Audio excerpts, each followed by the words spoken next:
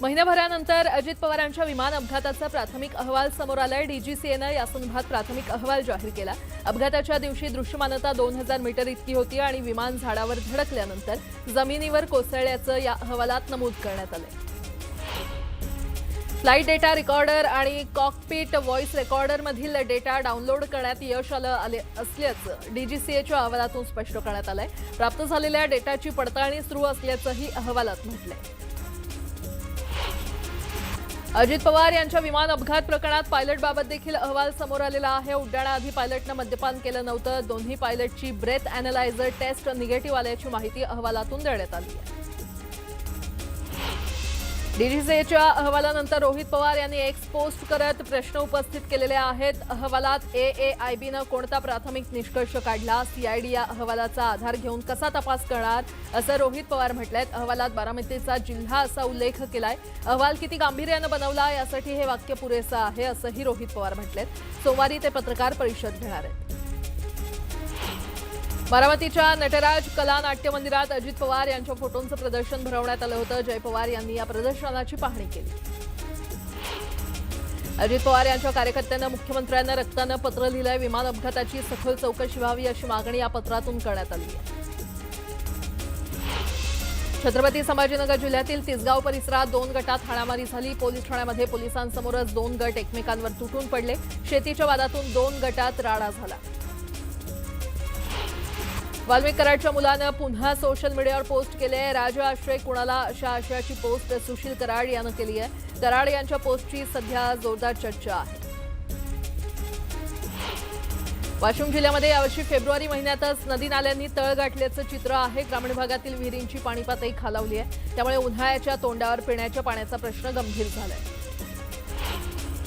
राज्यात एकच महाराष्ट्र केसरी स्पर्धा घ्या, अन्यथा राज्यातील हिंद केसरी महाराष्ट्र केसरी गदा परत करू असा इशारा कुस्तीपटूंनी दिलाय। हिंद केसरी दीनानाथ सिंह, डबल महाराष्ट्र केसरी चंद्रहार पाटील यांच्या उपस्थितीमध्ये झालेल्या पत्रकार परिषदेत ही भूमिका घेण्यात आली। जळगाव आगारातील एसटी बस चालकाचा मनमानी कारभार समोर आलाय। चक्क भर रस्त्यात बस उभी करून चालक भाजी खरेदी करत होता। त्यामुळे प्रवाशांना नाहक त्रास सहन करावा लागला। दरम्यान प्रवाशांनी कारवाई करण्याची मागणी केली आहे। सार्वजनिक बांधकाम विभागाच्या परवानगी अभावी अमरावतीमधील रेल्वे पूल पाडण्याचं काम रखडलंय। त्यामुळे परिसरात साहित्य तसंच पडू नये, तर गेल्या 6 महिन्यांपासून शहराला जोडणारा महत्त्वाचा पूल बंद अवस्थेत आहे। त्यामुळे मोठी वाहतूक कोंडी होते। जालना नांदेड समृद्धी महामार्गाला जमीन देण्यास शेतकऱ्यांनी विरोध केलाय। बाजारभावाच्या 5 पट पैसे देण्याची मागणी जालना जिल्ह्यातील शेतकऱ्यांनी केली आहे। भुसावळमधील दीपनगर औष्णिक वीज केंद्राच्या परिसरात आगीची घटना घडली आहे। गवत आणि झाडं झुडपं जाळण्यासाठी आग लावण्यात आल्याची माहिती अधिकाऱ्यांनी दिली। सुदैवानं यामध्ये जीवितहानी झाली नाही। दरम्यान संबंधित विभागाकडून अधिकाऱ्यांची चौकशी सुरू आहे। चंद्रपूर महाऔष्णिक वीज केंद्रातील लघु कंत्राटदारांनी आंदोलन केलं। वीज केंद्राच्या मुख्य अभियंत्यांवर मनमानीचा आरोप करण्यात आलाय। दरम्यान लघु कंत्राटदारांनी मुंडन आंदोलन करत लढा उभारण्याचा निर्धार केलाय। सांगली जिल्हा परिषदेत राष्ट्रवादीचं ठरलंय। जो पहिल्यांदा अध्यक्षपदाची संधी देईल त्याच्या सोबतच जाऊ अशी भूमिका राष्ट्रवादीकडून घेण्यात आली आहे। चंद्रपूर महाऔष्णिक वीज केंद्रातील लघु कंत्राटदारांनी आंदोलन केलं। वीज केंद्राच्या मुख्य अभियंत्यांवर मनमानीचा आरोप करण्यात आला। दरम्यान लघु कंत्राटदारांनी मुंडन आंदोलन करत लढा उभारण्याचा निर्धार केला।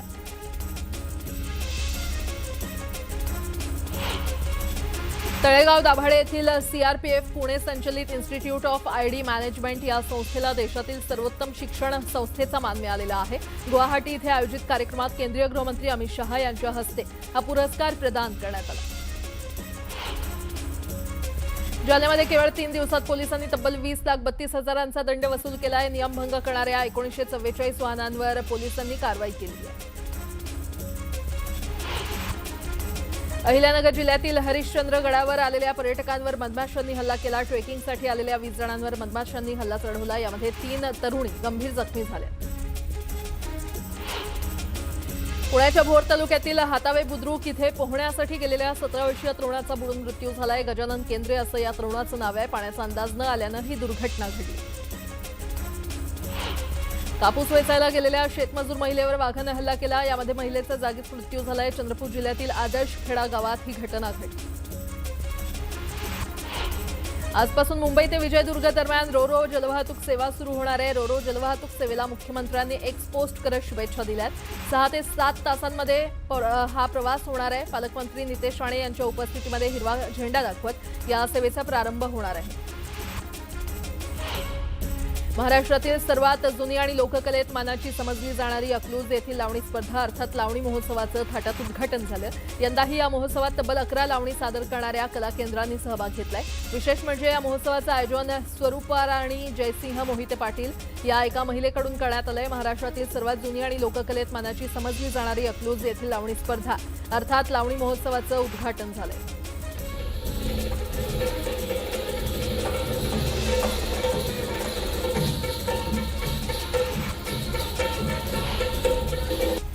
जळगाव जिल्हा दूध संघाच्या वतीनं आजपासून दुधाच्या दरात 1 रुपयांची वाढ केलेली आहे। दूध संघाचे विकास गोल्ड हे दूध तब्बल 75 रुपये लिटरनं ग्राहकांना खरेदी करावी लागणार आहे। खरेदी विक्रीतील तूट ग्राहकांच्या खिशातून वसूल केली जात असल्यानं ग्राहकांकडून मात्र तीव्र नाराजी व्यक्त केली जाते।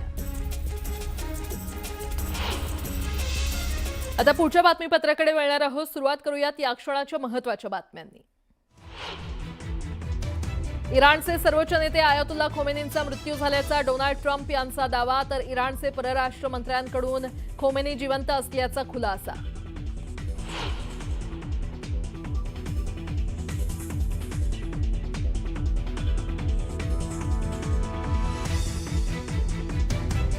हल्ल्यात इराणचे सर्वोच्च नेते खोमेनी ठार झाल्याच्या दाव्यानंतर इराणच्या अनेक भागात जल्लोष, खोमेनींचे पुतळेही जमावानं पाडले। अमेरिका आणि इस्रायलच्या हल्ल्यामुळे इराणमध्ये 220हून अधिक जणांचा मृत्यू, इराणच्या संरक्षण मंत्र्यांसह काही खेळाडूंचाही मृत्यू। इस्रायलचा इराणवर 200 लढाऊ विमानांनी हल्ला केल्याचा दावा, खोमेनींच्या आसपास 30 बॉम्ब टाकल्याचा दावा।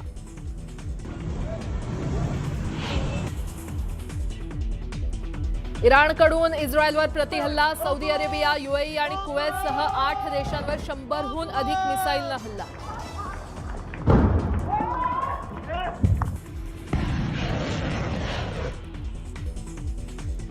युद्धाचा आशियातल्या विमानसेवेला मोठा फटका, दुबई विमानतळावर अडकली PV सिंधू आणि अभिनेत्री सोनल चौहान, भारतीयांच्या सुखरूप सुटकेच्या प्रयत्नांना सुरुवात। भाजपच्या नवनिर्वाचित प्रदेश कार्यकारिणीची आज पहिली बैठक, भाजप प्रदेशाध्यक्ष रवींद्र चव्हाण नवनियुक्त पदाधिकाऱ्यांशी संवाद साधणार।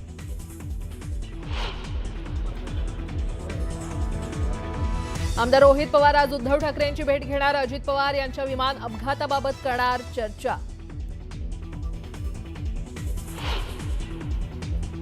वर्ल्ड कपमधून पाकिस्तान बाहेर, श्रीलंकेची शेवटपर्यंत कडवी झुंज, पाकच्या पराभवामुळे न्यूझीलंडचं सेमीफायनलमध्ये स्थान पक्क।